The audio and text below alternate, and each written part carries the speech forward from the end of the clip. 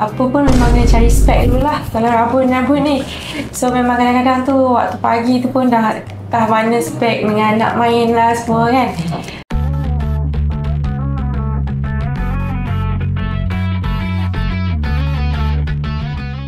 Saya Nur Nabila binti Saifuddin. Kami daripada Pulau Pinang datang ke Iconic Eye Specialist untuk buat flat fillers.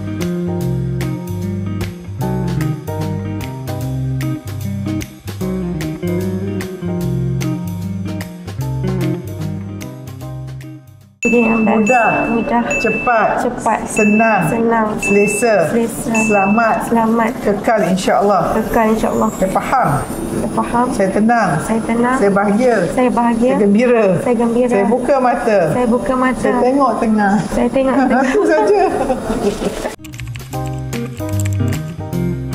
Tak mau cashback ni dah lama dah lah kan, sebab yalah rasa kurang selesa kan nak bergerak aktiviti. Lagi satu ialah waktu pagi bangun kan, nak kena cari spek, semua benda tu jadi macam susah sikit. Lagi satu bila ada anak kecil ni, so kadang-kadang kan dia suka tarik cermin mata, jadi kadang-kadang macam cermin mata kita pakai nanti bila anak-anak main rosak, so dia jadi ada beberapa halangan lah kan. Actually dulu pun nak buat tapi takut, tapi sampai saya orang kata apa, dapat satu petikan daripada Prof. Dia kata kita takut ni umpama macam kita tak ada Allah. So kat situ saya memberanikan diri dan hari ni saya tak sangka saya dapat duduk dan buat treatment ni. Dan Alhamdulillah waktu proses masa buat tu Prof sangat dia tenangkan dan honestly saya tak rasa apa-apa. Prosedur tu memang tak rasa apa-apa. Macam duduk kejap, tiba-tiba dah habis. Tak rasa apa pun kan? Kelakar kan? Rasa tak? Tak. So yakin tak sakit insya-Allah? InsyaAllah. Saya roll lagi kat mata ni. Bismillahirrahmanirrahim. Mereka mula sebentar lagi kita rawat mata dengan best. Bismillahirrahmanirrahim. Perfect correction, perfect centration, perfect lenticule, perfect healing, perfect segala-galanya perfect. Makin blur sekarang, Nabila diam saja, tinggal 10 saat lagi insya-Allah. Hamba Allah beriman ahli syurga.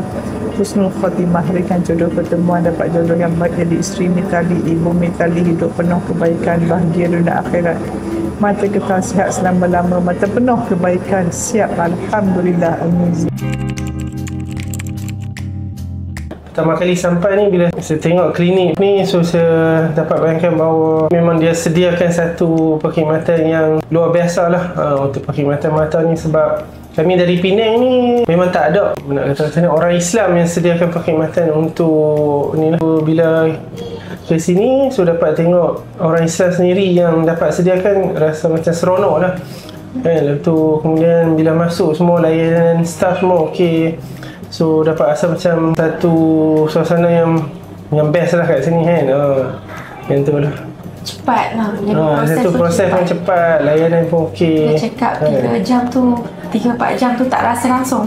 So dapat makan lagi. Makan minum berapa kali dah. Hospitality dia best lah.